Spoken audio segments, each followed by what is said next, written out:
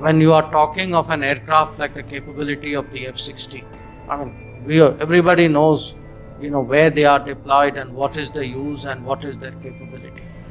So, you're not fooling anybody by saying these things. Very honestly, it's a relationship that has neither ended up serving Pakistan well, not serving American interests.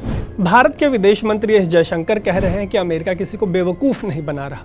अब आपका एक सवाल हो सकता है कि वो ऐसा क्यों कह रहे हैं। तो हुआ ये है कि आपने मेरी पिछली जो स्टोरी है F-16 पे वो देखी होगी, वही F-16 जो अमेरिका ने पाकिस्तान को दान में दिए थे। उस स्टोरी में मैंने आपको बताया था कि कैसे अमेरिका ने इन फाइटर जेट्स की मरम्मत के लिए पाकिस्तान को 3.58 करोड़ रुपए फिर से दान में दिए हैं। इसी दान से जुड़ा एक सवाल जयशंकर से अमेरिका में कर लिया गया, फिर क्या था? विदेश मंत्री ने जवाब देने में कोई कसर नहीं छोड़ी। इस स्टोरी में आपको बताते हैं कि उन्होंने और क्या क्या कहा है, ये भी बताएंगे कि अमेरिका ने जयशंकर के बयान का क्या जवाब दिया है। हुआ ये कि संडे को अमेरिका के वॉशिंगटन में नॉन रेजिडेंट इंडियन कम्युनिटी के साथ जयशंकर इंटरैक्ट कर रहे थे। तभी उनसे अमेरिका ने पाकिस्तान को जो मदद दी है, ये दान, उससे जुड़ा एक सवाल पूछ लिया गया।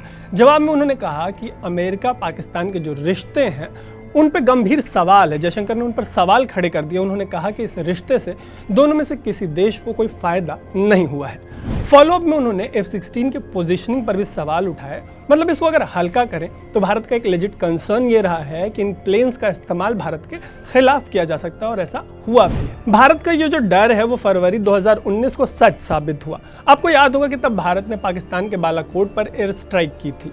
इसके एक दिन बाद पाकिस्तान ने भारत के खिलाफ F-16 का इस्तेमाल किया है। F-16 के जरिए लाइन ऑफ कंट्रोल के पास इंडियन मिलिट्री बेसिस को टारगेट किया गया था। विदेश मंत्री शायद इसी ओर इशारा कर रहे थे। इस इशारे के दौरान उन्होंने कहा कि अमेरिका किसी को बेवकूफ नहीं बना रहा। मामले पर जब पहली बार विदेश मंत्री बोले तो कहा कि पाकिस्तान को ऐसी मदद देकर अमेरिका किसी को बेवकूफ नहीं बना रहा। अमेरिका किसी को बेवकूफ नहीं बना रहा वाली जो बात है उसमें आतंकवाद का भी एक एंगल है। दरअसल यूएस का जस्टिफिकेशन यह है कि अमेरिका ने पाकिस्तान को यह मदद काउंटर टेररिज्म यानी आतंकवाद के खिलाफ लड़ाई के लिए दी है। ऐसे में अमेरिका को यह बताना चाहिए कि वो पाकिस्तान और आतंकवाद को अलग अलग करके कैसे देखता है।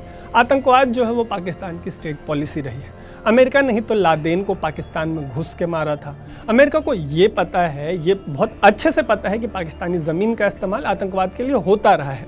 फिर भी वो पाकिस्तान और आतंकवाद को अलग अलग करके कैसे देख रहा है, उनको ये बताना चाहिए, लेकिन अमेरिका ये बताता नहीं। ऐसे में जाहिर सी बात है कि भारत के विदेश मंत्री ये कहेंगे ही कि अमेरिका काउंटर टेररिज्म के नाम पर किसी को बेवकूफ़ मत बने, क्योंकि वो बना नहीं पा रहे।